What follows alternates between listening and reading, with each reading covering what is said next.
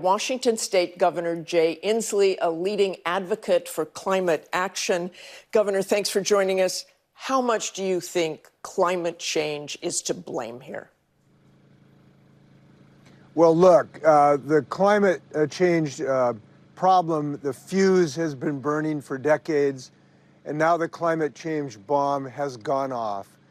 The scientists are telling us that this is a new age. This is the age of consequences, because whatever we thought of climate change last year, we now understand that the beast is at the door. We knew this beast of climate change was coming for us, but now it's pounding on the door. And I think it's interesting, the most sort of summary of this situation, what the scientific community is telling us now, is that the Earth is screaming at us, and that is the situation.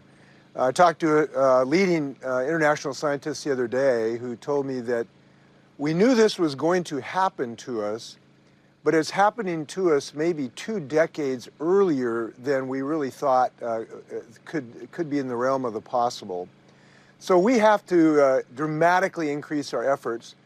That is necessary. Now, there's good news here. We can do this. Look, we're electrifying our transportation fleet. We're electrifying our homes. This is a solvable problem, but we need to stop using fossil fuels. That is the only solution to this massive assault on humanity. What at this point, we heard Ginger Zee talk about this. What are meaningful climate goals in 1 year, in 5 years, in 10 years that can be achieved? Well, we can take short-term action. Look, we've said we're not going to be selling internal combustion cars after 2035. We're electrifying our ferries here in Washington State. We have a law that demands 100% clean energy in a couple decades. We're acting, and I do want to note that this is not just something for the federal government. States can act. Our state is acting. We have 23 states in the U.S. Climate Alliance, and this is necessary. We've had tremendous action under President Biden's leadership with the Inflation Reduction Act. Unfortunately, the Republicans are trying to repeal that now. But we need to go further and faster, and states can go further and faster, and we are doing that. And again, the good news is all around my state, I can't turn over a rock without seeing new jobs associated with clean aviation fuel, with new types of batteries. It's very exciting what's going on right now in inventing a new economy, and we're doing that right in Washington State, and people are getting great jobs because of this. So there's two parts to this story.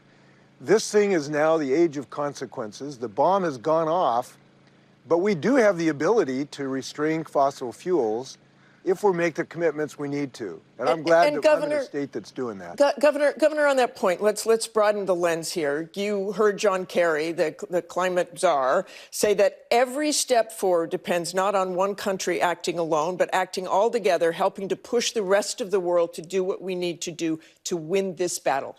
That really isn't happening. Just look at China. Not yet. But time is running out. The bomb is already here, as you said. Exactly. So what do you do? Exactly. How do you bring others together? It's one thing what your state is doing, what the nation is trying to do, but this is a worldwide problem. You lead. You tell your kids to lead. When you send them to summer camp, you say lead. And the United States should be and is a leader in this effort. And people are coming along. We need to lead. And we need to lead not just from a moral standpoint, but from our self-interest standpoint. We need to build these jobs here and build these economies here, these battery companies that are coming in throughout the Midwest. We're rebuilding the Rust Belt in the Midwest United States into the Silicon Belt and the belt of new innovations. So this is a self-interest for us to take action. And we're certainly committed to it.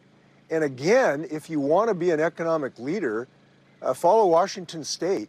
And what we're doing, we're building the largest fuel cell in the world, powering the largest truck in the world. Governor? New kinds of batteries we have invented here. You bet. Governor, you have, just quickly if you can, you have candidates out there like Donald Trump who mock the idea of climate change. And there are a vast number of Americans who ignore it, don't care about it, or don't believe it. How do you convince those people it's time to care? Well, we can't wait for Donald Trump to figure this out.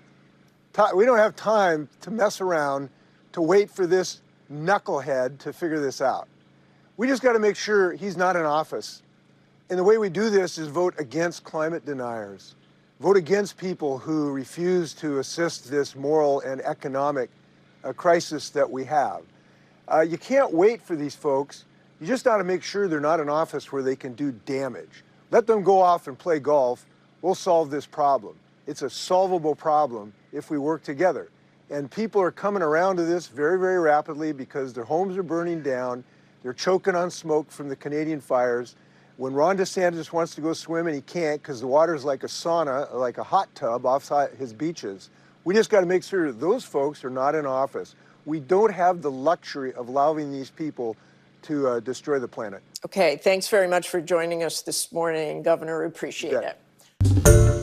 Hi, everyone. George Stephanopoulos here. Thanks for checking out the ABC News YouTube channel. If you'd like to get more videos, show highlights, and watch live event coverage, click on the right over here to subscribe to our channel. And don't forget to download the ABC News app for breaking news alerts. Thanks for watching.